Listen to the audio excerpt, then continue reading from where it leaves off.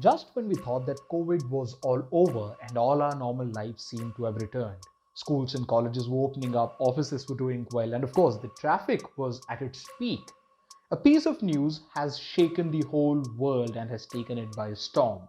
China is once again witnessing a surge in COVID 19 cases and fatalities related to the recent videos and photos of dead bodies piled up bring us some horrific nostalgia from the past. The surge in fatalities comes at a time when the Chinese government abruptly lifted its stringent zero COVID policy restrictions. According to the latest reports, it is believed that China may witness a massive outbreak in the cases in the upcoming days and see many more deaths, according to several experts. China being China is neither releasing the data nor is speaking about it to the rest of the world, क्योंकि आखिरकार इज्जत का सवाल है. But it's true that they are experiencing a tough situation. Now, there are some important questions ahead of us. How did this outbreak suddenly come about? Why did it happen even when the Chinese population was so well vaccinated? What's in it for India and what will the future implications? Let us find more information on this issue in this video. Stay there until the end of the video and subscribe to our channel for more such content. Now, first things first, why did this happen? Like we said before, it was due to the sudden and complete reversal of the zero COVID policy by the Chinese authorities amid protests and resistance. This has led to a sudden outbreak and rise in the cases that China was not ready for. What we are seeing in China is a subvariant, the BF7, also referred to as Omicron spawn. The coronavirus variant was first detected in India in October but is now making a comeback. Do you know what this means? We have been living with it since October.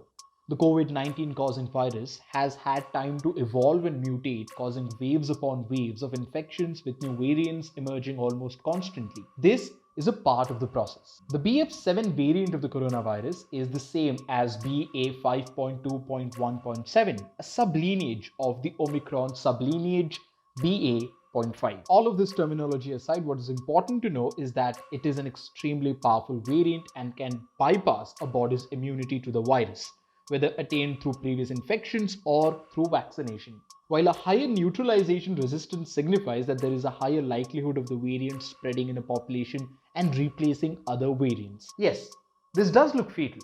But many experts also suggest that this may not be as dangerous for India as it is for China because we have been living with it since October. Now, a more pertinent question is that even after getting vaccinated, how did Chinese people fall for this virus? It's very simple. The vaccines like Sinovaccines were ineffective and could not help the people deal with the spread. According to experts, this is just a surge from restrictions being rescinded. China is now experiencing the typical Omicron surge that other countries have already witnessed. And just like the one Hong Kong saw when it relaxed its restrictions, the former head of India's Genome Sequencing Consortium, Dr. Anurag Agrawal, told the Indian Express. Symptoms of the new BF7 subvariant are similar to common flu and include cold, cough, fever, body pain, etc. Also, it is highly transmissible. Though the threat of an outbreak of the fourth wave of COVID 19 in India cannot be ruled out, the virus is expected to be less virulent compared to the Delta wave. Modeling studies also do not predict any peak, says Chandrima Saha, President, Indian National Science Academy INSA. Professor Chandrima Saha is also a former director of the National Immunology, New Delhi. This virus does not like to kill its host, that is, human beings, as that will be a threat to its own existence. It undergoes mutations and becomes less virulent. It makes its host sick but does not kill them. This could be a reason for the low mortality rate in the latest wave in China, though the infections are severe, Professor Saha told The Hindu.